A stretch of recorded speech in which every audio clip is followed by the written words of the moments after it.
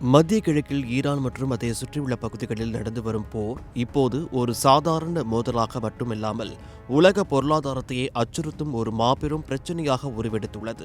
உலக வரலாற்றிலேயே இதுவரை நாம் கண்டிராத மிக மோசமான எண்ணெய் தட்டுப்பாட்டை இந்த போர் உருவாக்கியுள்ளதாக சர்வதேச எரிசக்தி முகமை அதிகாரப்பூர்வமாக அதிர்ச்சி தகவலை வெளியிட்டுள்ளது. போர் காரணமாக வளைகுடா நாடுகளில் கச்சா எண்ணெய் உற்பத்தி மிக கடுமையாக பாதிக்கப்பட்டுள்ளது. நிலவரம் எந்த அளவிற்கு மோசமாக இருக்கிறது என்றால், வளைகுடா நாடுகளில் இருந்து வரும் எண்ணெய் உற்பத்தியில் ஒரு நாளைக்கு கிட்டத்தட்ட 10 பில்லியன் பேரல்கள் குறைக்கப்பட்டுள்ளன.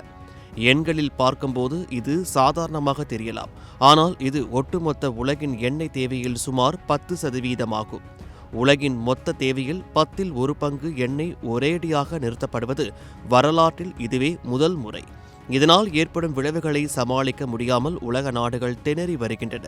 இந்த திடீர் நெருக்கடியை சமாளிக்க சர்வதேச எரிசக்தி முகமை ஒரு அவசர முடிவை எடுத்துள்ளது. நாடுகள் தங்கள் அவசர தேவைக்காக பாதுகாத்து வைத்திருக்கும் கேந்திரிய இருப்பு எனப்படும் ஸ்ட்ராட்டஜிக் ஸ்டாக்கில் இருந்து இதுவரை இல்லாத அளவிற்கு அதிகப்படியான எண்ணெயை விடுவிக்க ஒப்புதல் அளித்துள்ளது. ஆனால் இது ஒரு தற்காலிக தீர்வு மட்டுமே.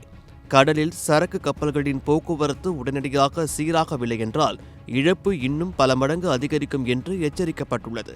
கப்பல் போக்குவரத்து முடங்கி இருப்பதால் எண்ணெய் விநியோகம் தடைப்பட்டுள்ளது. இந்த நிலைமை இப்படியே நீடித்தால் பெட்ரோல் டீசல் தட்டுப்பாடு ஏற்படுவது மட்டுமல்லாமல் அவற்றின் விலை யாரும் நினைத்து பார்க்காத அளவிற்கு உயரக்கூடும். கப்பல்கள் மீண்டும் பழையபடி இயங்க தொடங்கினால் மட்டுமே இந்த ஆபத்தில் இருந்து தப்பிக்க முடியும். அதுவரை உலகம் ஒரு மிகப்பெரிய எரிசக்தி போரை சந்திக்க வேண்டிய கட்டாயத்தில் உள்ளது என்பதுதான் நிதர்சனமான உண்மை.